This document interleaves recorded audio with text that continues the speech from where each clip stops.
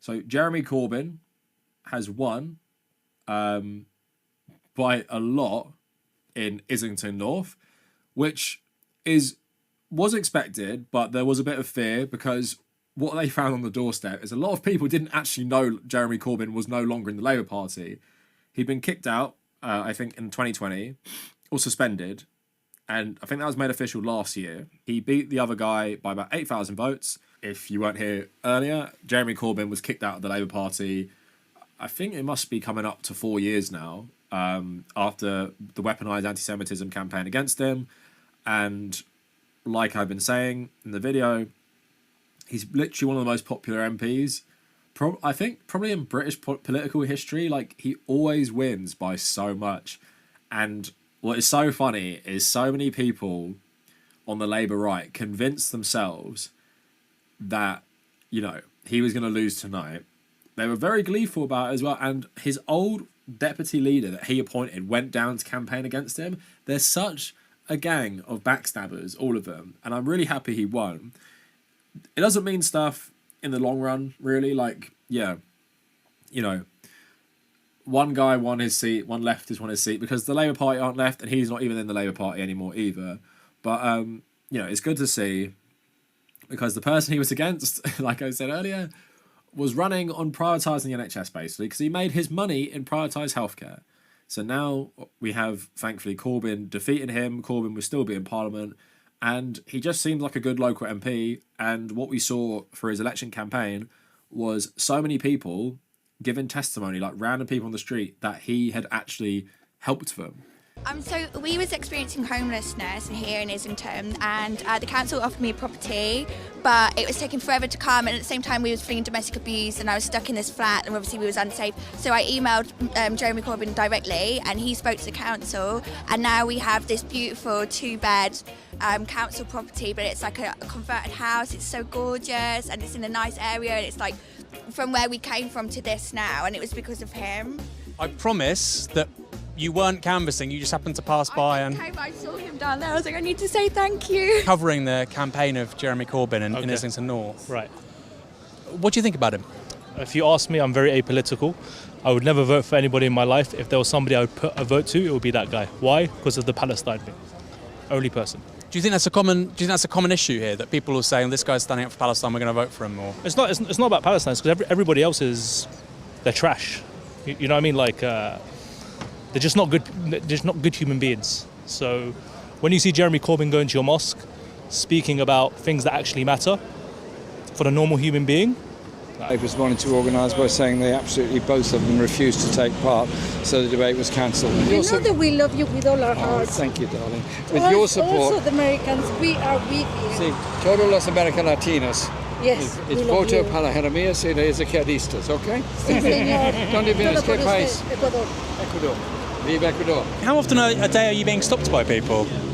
And I know it's always happened because you're the MP. Every 2 minutes. Because, yeah, he's the real deal. He's not some, like, someone who poses as a socialist. It also fundamentally shows the Labour Party don't give a shit about real people, because if you're trying to replace someone who's so popular and is left-wing, why the fuck are you trying to get rid of him?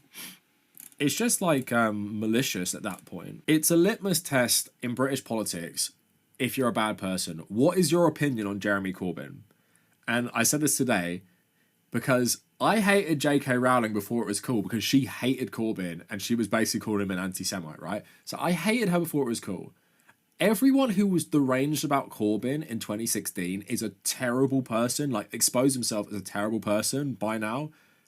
Everyone who hates Corbyn is a bad person. Because if you can't get past the certain positions you disagree with him to think he's like a nice bloke and stuff, especially if they say they're a socialist or a leftist, this applies to Americans. If they think he's bad, they're not a socialist. It's just a litmus test for so many people. I disagree with Corbyn on a lot of things, mainly regards to like maybe things in the pandemic or some things in foreign policy. The thing is, if I was him, I would be pro-nuclear weapons, because if I was Corbyn and became Prime Minister, I'd want to have nuclear weapons just so I wouldn't get overthrown by the CIA or some shit. Yeah, overall, it's good he won. It would have been a depressing end to the purge of him from the party just for being pro-Palestinian.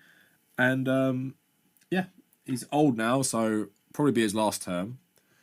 But hopefully when he goes, like in terms of retires, he'll hand it over to someone else. So you've all seen those pictures of basically Jeremy Corbyn protesting against South African apartheid. Always been a social activist, always spoken up for the Palestinians.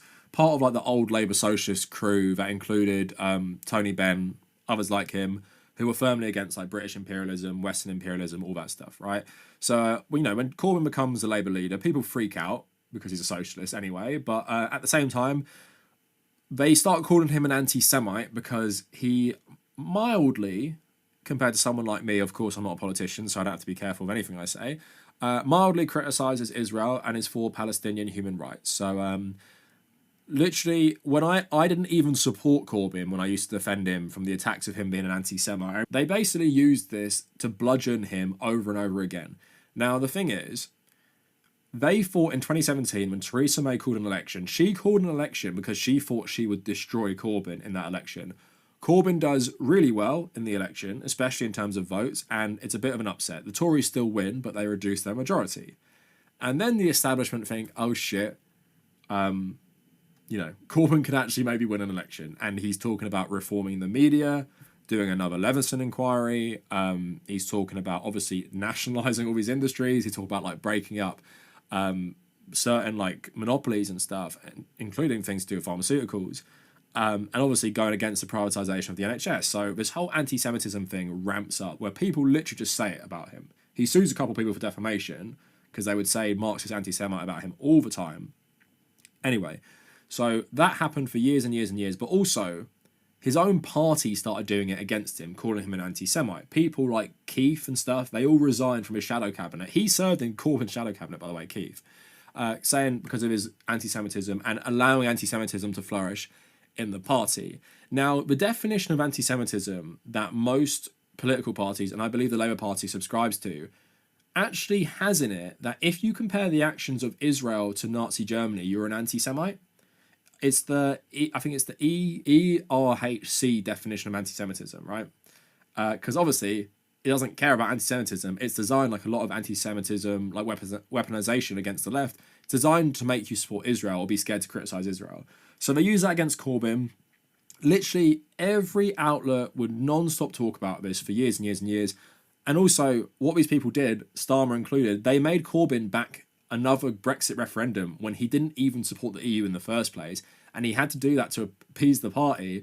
And then Starmer has completely backstabbed everyone who thought he would like have another referendum because he is more hardcore on Brexit than Corbyn was, despite the fact he was massive on reform.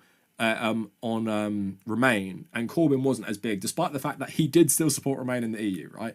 So they weaponised both these things against Corbyn to destroy him, his own party, and that's why he lost the 2019 election, the Brexit election, calling him just an anti-Semite. Now, a year after that, Keith himself kicks Corbyn out of the party after another investigation where Corbyn basically rejected that the Labour Party had a systemic problem of anti-Semitism because the findings found that although it did have anti-Semitic problems, at the same time it wasn't any worse than things like the Tories, and it wasn't as widespread as the media made it out to be. And because he rejected that, Keith used it as an opportunity to actually just kick him out of the party, right?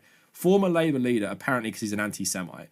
Now, Keir Starmer would then go on to talk about anti-Zionist anti-Semitism. Now, are there people who don't like Israel or Zionism because they hate Jews? Of course. Is conflating Zionism or anti-Zionism and anti-Semitism helpful in the fight against anti-Semitism? No way. He would talk about people like that guy who sung It's Coming Home, who wrote a book about how racism against Jews is normalised and is accepted. This is the guy who did blackface and was racist to a black footballer in the 90s, by the way. Keir Starmer said he loved his book so much. Keir Starmer's wife, I think, is a Jewish Zionist as well. And he's obviously deeply in bed with the Israeli lobby, Keir Starmer, and a lot of the cabinet are.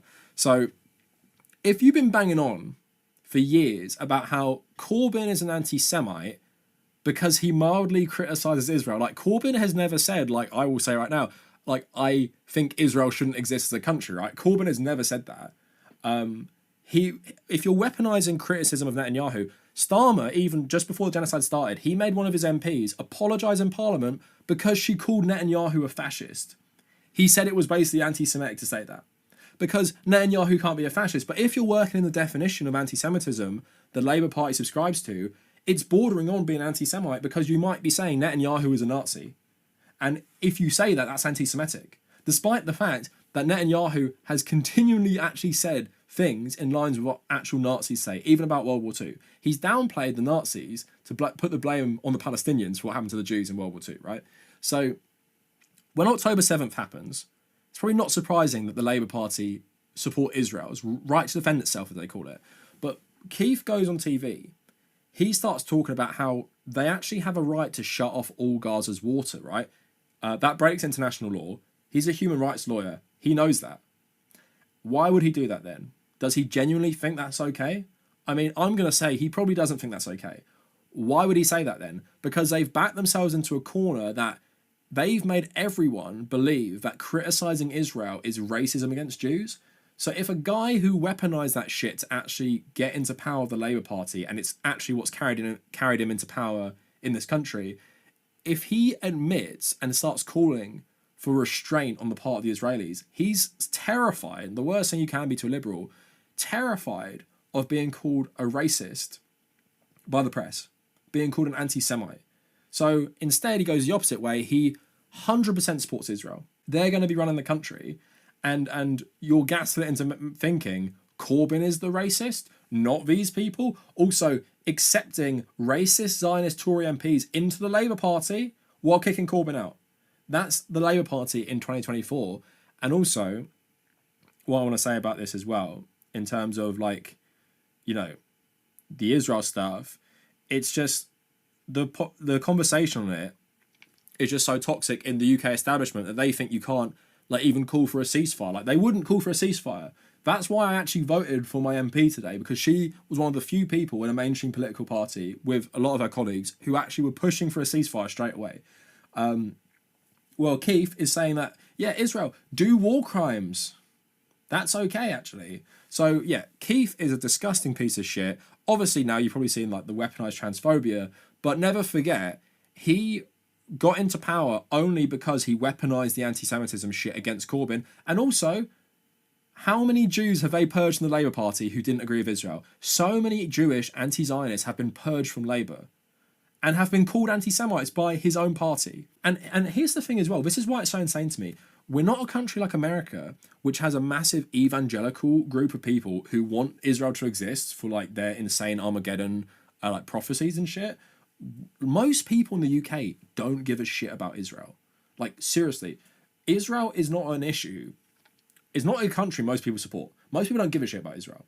Until it comes into like the forefront where people take a stand. The UK, I'd say, is probably more pro-Palestinian than pro-Israeli. But the media class, we're gaslit by them into thinking what Israel does is right, only democracy in the Middle East, protect them against Islamists, because, yeah, we get this weaponized Islamophobia as well. That is how anti-Semitism was weaponized in the UK to actually get Keith into power.